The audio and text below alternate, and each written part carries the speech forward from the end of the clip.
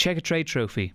It has its good aspects, its bad aspects, giving players game time, youth players from higher league divisions, but also lower league divisions. And from a lower league perspective, the financial implications of progressing in the competition can be huge, solidifying the infrastructure of the club. More will be dissected upon over the course of this. My name's Joe Shepherd, and today joining me is Callum Kershaw, who has a lowdown of the guest speakers that will be joining us today. Who have we got, Callum? Yep, so we have Chris Mace. He's from BBC Radio Gloucestershire, and he talked to us at one of Cheltenham's recent press conferences. We've got something coming up from him. And then two members of Cheltenham Town's commercial team. We've got their former player, John Finnigan, and Luke Saunders, who will also be giving us his opinions. Between us, we've got you, Joe, who works at Cheltenham. Yep. And so you see firsthand the Checkatrade Trophy from the perspective of a League Two side. Certainly, yeah. You're also a Leeds fan, so you know about the previous Johnson Paint Trophy. I do, yeah, unfortunately, when we got relegated to those lower league divisions, but I do have good memories of them. Yep, and I am a Southampton fan, so I also have the League One memories and memories of even winning the Johnson Paint Trophy back then. And no need to show off. And I work with Southampton with their under-23s team, so I see a different perspective from the youth sides who are able to come into this competition and get some experience from it. And some of the topical issues that we'll be dissecting over the course of this. Obviously, the Checkatrade Trophy is a very broad topic, but we've narrowed it down to looking at the implications and what it means to those lower league teams competing in this competition. Of course, prior to the revamp in the 2016-17 season, the competition was predominantly and selected for just League One and League Two teams. However, since the revamp a couple of years ago, it's now including Premier League reserve teams, which has caused some uproar lower down the Football League ladder. Also looking at the new regulations, which have resulted in things like player rules varying for high league teams and lower league teams. For example, some Cheltenham Town this season have fielded 6 players who've played in their last league game, whereas Arsenal under 21s, when they played them earlier in the competition, they fielded a full team of their youth players. Is that fair? Who knows? We'll be looking more into this. Although there are contrasting benefits and issues between these lower league and higher league teams, what they can both agree on is the benefit the competition gives to youth team players. We'll be started off with Chris Mace, who Callum will be giving us just a little bit of what he'll be talking about now. Yep, so in this, Chris is going to be talking about his opinion on the Johnson Paint, not the Johnson Paint Trophy, it's not that anymore, the Checkatrade Trophy and the bigger teams. He starts off talking about the bigger teams in League One, such as Portsmouth and Sunderland, and talks about how he feels they sit in the competition at the moment. Well, I think it depends on the size of your team. I think for the bigger teams, the money isn't really as consequential, and that's what puts it in a bad light. I mean, when you think even now, even with League 1 and 2 teams in there are some pretty big boys up in the top of League 2. You see Sunderland are there, Cheltenham are there, Portsmouth are there. And to them, even a £100,000 prize for the winner of the Checkatrade, it just kind of isn't really on it's not really on their radar. I think for the smaller clubs in the earlier stages, the money probably isn't the most important thing. And I think Cheltenham are kind of an example there. They had some quite poor form in the league, and they used the cup run to sort of turn that round in the group stage. They went 7 unbeaten. Now they've managed to clear that group stage. The financial rewards are just going to get bigger every round. The second round still doesn't cover the wages, but that's not really the concern. This is additional to anything that they would have had. But when you go on a bit of a run in a competition like the Checkatrade, people also start turning up to see you in bigger numbers in your Checkatrade matches, and it means your gate receipts go up too, which is a sort of another financial consideration. But actually, I think even if you don't necessarily qualify at the group, it can be a really useful tournament for teams as well. I mean, if you look at Forest Green, for example, I know they haven't really been on great form of late, but by giving some of the less experienced players more game time during the Cup, they've allowed them to sort of break into the first team a bit. That's the case, for example, for Tav Campbell. At the start of the season, he wasn't really getting on the pitch. Now he's a first team regular, and it's all really because they were able to give him a bit more time off there. Yeah, so that was interesting. I want to take it back personally to where he was talking about the bigger clubs like Portsmouth and Sunderland, and how he kind of made it feel like almost it didn't matter. The fans I think Portsmouth were quite big in the last year for boycotting and not really liking the new changes to it. And he said that higher up, perhaps in directors or managerial positions, the financial aspect won't mean so much to them, even as big League One clubs. But as a fan, as manager, as a player even, it's a great opportunity to get to Wembley. I feel like that's often overlooked in this competition. Lots of people have said that bringing in the under-23s teams, obviously that reduces your chance already. Obviously, if you're a League Two side, you already had small chances of getting to Wembley ever, and that's made even smaller by this introduction. But it should be an exciting competition for the bigger clubs, because that's their chance to get to Wembley, where they might not see light at the end of the tunnel. They've just gone through a few relegations. They need something to spur them on, and this is a brilliant opportunity to take 40-odd thousand to Wembley and have the best day that you're going to see for years, possibly. Yeah, definitely. And even, although you think about the criticisms, which sometimes outweigh the positives of the competition, but from those under-21 players playing for the Premier League teams, if they can progress to that coveted stage of the competition, a trip to Wembley, how's that going to benefit them with the years to come? That kind of experience playing in that kind of atmosphere. How many youth players have played in front of that many fans at that stage of their career, 18, 19, playing in front of a crowd that big? That can only go to serve them well in the future, really. Yeah, and certainly as a Saints fan, I saw my team win at Wembley there. I didn't see us ever getting to Wembley again. We have actually twice since then, but it's on the day, and even now when I look back at it, it's probably still my favourite memory of Southampton because of how great it is. It's not like an FA Cup final where people complain about how commercialised it's becoming and how expensive the tickets are. It's all fairly cheap. You get loads of tickets. We took about 44,000. I think last year Lincoln took about 45,000. So it doesn't matter if you're a small team. You can still, whole town, county even, could end up getting behind you and take you there. He also talked towards the end about youth teams or bringing in younger players for the League Two and League One clubs and bringing in squad players. And we've got another clip of him talking about that more in depth now. In terms of the Premier League sides and Championship sides, the fact that they put out youth sides into the competitions, I think is a really good thing. It is a bit annoying that they don't have the same stipulations because obviously they're not in the same league structure. Personally, if I were making that decision, I would leave it entirely up to the clubs. I don't, they've got those players in a squad for a reason. They're there because they can compete at that level. I think if I were probably stepping outside my remit here, but if I were a League Two manager, I'd want to have the ability to field anyone I wanted to, because those places can be a great training ground. League One and Two clubs aren't just about taking players from the higher leagues, training them up and sending them off again. They like to nurture their own talent and send them off as well. Look at your man Michael Duff at Cheltenham now. He came through the academy side, and he still talks about it as a great player many years on. Fans remember that kind of thing, and I think it is important to be able to foster those players through. And I think the Checkatrade represents a really good opportunity, particularly for League Two clubs, but also for probably your smaller half of League One, to get some of their lesser known players with less experience on the pitch to give them that vital experience. Because particularly when those Premier teams are putting out some half decent junior players, as they do, I think that's a bit of an opportunity as well. And I think Chris was spot on there with what he mentioned at the start, particularly when he mentioned about making clubs decide who they feel are most comfortable with playing in the competition, because it's mightily unfair that Premier League teams should have the right to select whoever they want from their youth team, whereas League One and League Two teams have to start a minimum of 6 players from their last league game. So on from that, I think the whole point of the new rules and bringing in the under-21 teams, that's so that we can start blooding youth and putting them against, like trying to get a marker almost for them of where that standard is. And there's no point trying to introduce youth into like the league structure and get that going if you're not going to allow the youth players from the League One and League Two sides to play. Like, they play enough fixtures already and they've got congested fixture lists.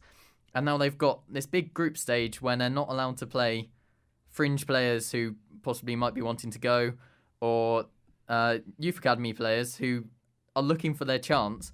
If they're being forced out of the team because they have to have however many 6 or players who started the last game, it seems almost against the whole ethos of bringing in the under-21s team. Yeah, when you look at it like that, you don't really realise that kind of the physical effect it has on players, especially for those league players who are starting in the league games. How tiring that must be, the fatigue they must get from having to compete in that competition. Of course, it doesn't apply to every single player, but those players that are maybe playing on the Saturday, then playing on the Tuesday.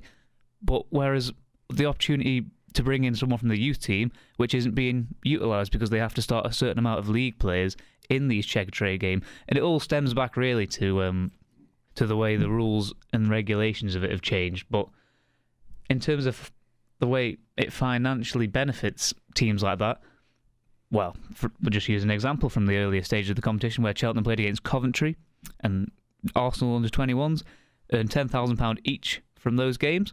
That's £20,000 tuppence to Premier League teams. But to lower league teams, that could be massive. Teams like Cheltenham Town are run very tight-knit. They need the money.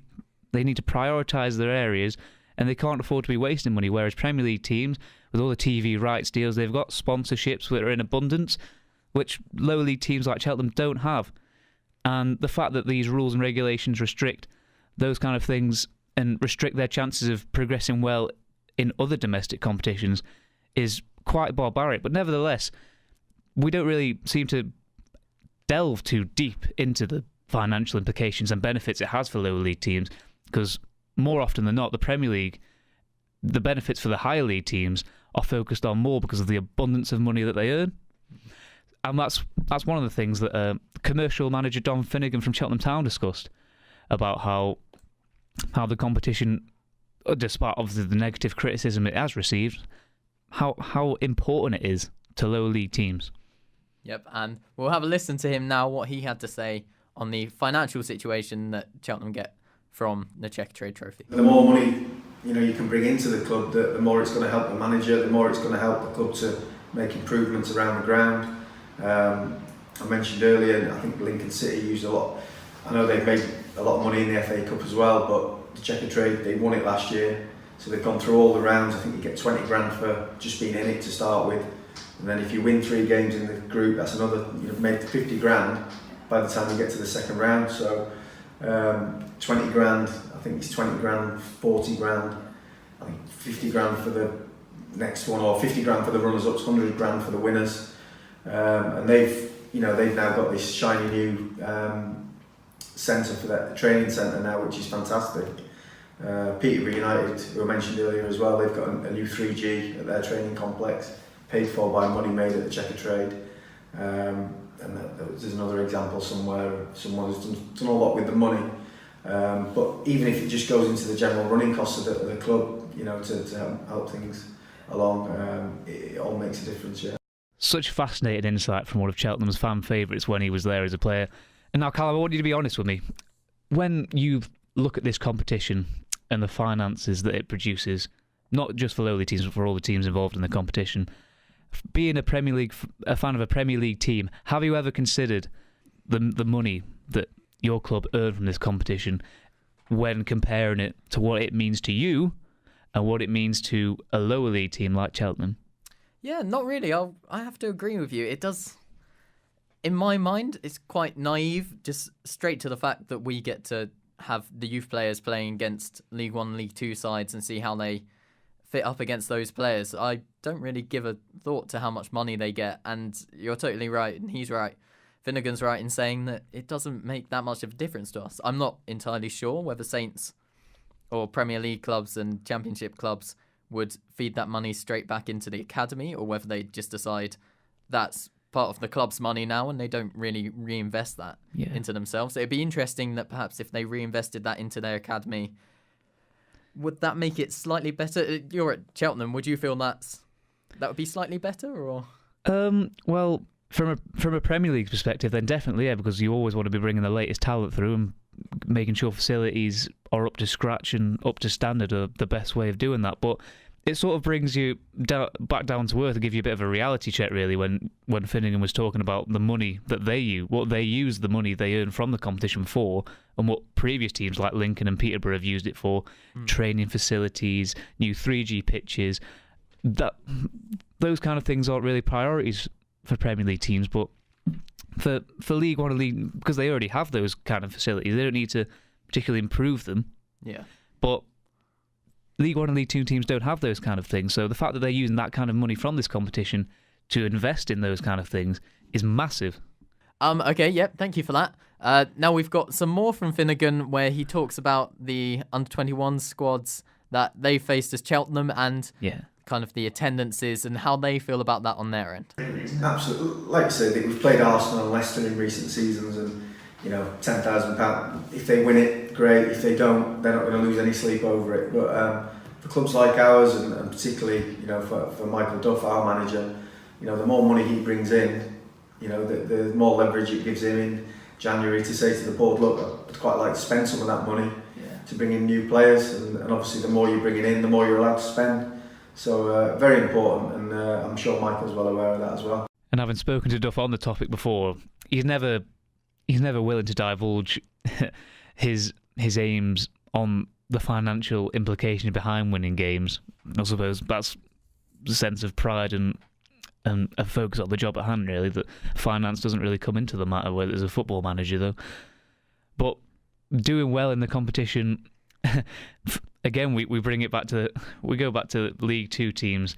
That kind of money, £10,000, £20,000, which Cheltenham won from beating Newport County in the latest round to progress further on in the Checkatrade Trophy. That kind of finance can be pretty important into when it comes to buying players in the transfer window. Although you may not think it, being a fan of a Premier League team, that kind of money, it's not going to be, you're not going to be contributing to a £3 million, £10 million signings with that. But those players who are suitable for playing in the lower league divisions, that it's essential, not essential, paramount to getting players in. It is interesting how the under-21s, I know certainly from Southampton, there have been quite a few who over the last 2 or so years have played in this competition and left Southampton and gone on to teams, so such as Olafella Olamola used to play in our under-21s. That's a mouthful. Yeah. And he's now at Yeovil, I believe. So I think it's certainly showing a good pathway that actually, even if they're not building up players to come in at Premier League standard, they are actually coming in at League Two, League One standard. I know Saints have won 4 of their games, drawn 2, which obviously goes straight to penalties, but for the overall match they drew, and they've lost 3 games. So it's obviously, there's not a golfing class really. There are certain games they are able to win, certain games they aren't. Difference between the level of League Two and League One is certainly comparable to the under-21s, and I think it's really good that we're starting to get that comparison now. Yeah, and sometimes you can see it as men versus boys in this competition because, of course, the restrictions that allow Premier League teams to field as many youth team players as they want. But of course, you're going to have a lot of senior and wise heads in the lower league teams who will know all about it. And I suppose for the youth team players playing with those kind of players, that can only benefit them in the future, having played with people with such wealth of experience. I mean, looking at Cheltenham Town squad, although Johnny Mullins hasn't been prominent in the competition so far, having players like him, that kind of experience is invaluable. Yeah, it's vitally important that they start as young as possible and as much as possible when they get that kind of experience. Definitely. Shall we have a listen now to Luke Saunders, who is... Certainly, yes. So him and Finnigan are both in the commercial department. What does that entail, do you know? That's right. They work very closely with the sponsors of the club, okay? So working on match days in terms of securing hospitality packages, making sure all the hospitality suites are filled out, arranging sponsors for the games. That can, of course, vary between sponsoring the ball, the captain for the game itself, and the man of the match, which of course gets the business brands out there at the end of the game when we field it on the big screen who the man of the match is, and their brands and sponsors are all over there. So their role is very, very important to, and of course that's why we spoke to them from a financial aspect. That's their forte. their forte. So here is Luke Saunders, the commercial assistant, on his views on the Checkatrade Trophy now. To be honest, I think when you look at the FA Cup and the money that brings, I think the Checkatrade Trophy as well, you can look at it one of two ways. As a supporter, you could look at it as it's damaging for the lower league clubs, and it only is there to enhance the under 23 teams from the Premier League, as we've seen this season. But if you look at it from another perspective, certainly from a club's perspective, when you get the likes of Arsenal come here, like we did a few weeks ago, you get more people in hospitality that obviously that come to watch Arsenal, really, even though it's their young team. And also it brings more people through the gates, and you see across the country these Football League teams, there's really low attendances, but we've actually seen closer to 1,000 because of those games. And I think a run is always good. Cup run's great for confidence because it helps you in the league. It gives players a run out that, I know you've got to name a first team kind of squad, but it gives those players that haven't been playing a run out. So I think that's important as well. Have you seen why it has received criticism though? Because obviously the League Ones and League Two teams have had to field predominantly 6 players, I believe it is, from their last league game, whereas the Premier League and Championship teams is a bit more lenient. They've got a lot more leniency in terms of the squads they pick for it. So can you see why it has received criticism from fans of lower league teams? Oh, absolutely. When you look at the resources, if anything, it should be benefiting the lower league teams and not the higher league teams. So, a team like Arsenal under 23s will still have a bigger fan base. Everything will be much bigger than either a League One or a League Two team. And I think they, as you say, restrictions should be put on them and not League Two teams. I mean, I think Luton Town were penalised last season because they fielded what was perceived as a weakened team, and they still absolutely hammered one of the under 23 sides. So I think the rules are they need to be clearer. I think the competition's improved. I think the first year it was a bit of a farcical. Cheltenham were in a group with Everton, Blackpool and Bolton. That was meant to be a southern group. So the fact that we're now in a group that's local teams makes it a little bit more interesting, and then throw a Premier League side into it, it's a little bit better, and of course the prize money helps as well. So I think it has improved, but there are still teething problems that they need to resolve in the coming seasons. Okay, so that's what Luke had to say. It was nice that he took everything into account, and all the different sides of the arguments that we've been hearing today. He kind of took that all into account, even though he's only of the League Two club at Cheltenham.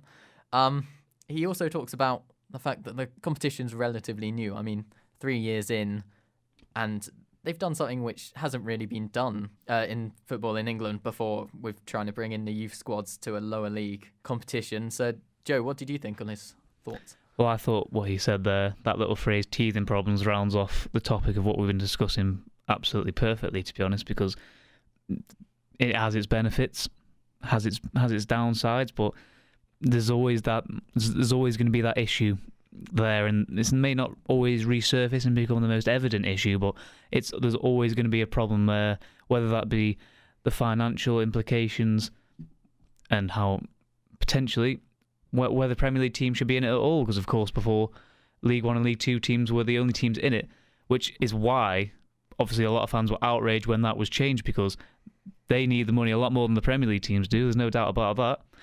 Also focusing on it from a youth team perspective, giving those kind of players chances, but also on that side, you have the flip side of senior pros playing low down the leagues, having to play against players from Premier League and Championship sides who are only at the start of their careers.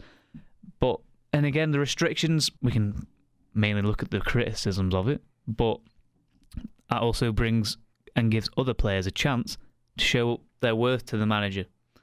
Okay, so to round this off, what would you do if you had some kind of input into the competitions? Would you keep it as it is and try and get through that, or would you revert it? What's your take? I mean, it's a very good job that I'm not one of the officials debating on the regulation, what the regulation should be for this competition, because if it was up to me, then I would retract the decision to involve Premier League teams and Championship teams, because at the end of the day, it's a very controversial view, I know, but before that, the League One and League Two teams got on just fine without this issue.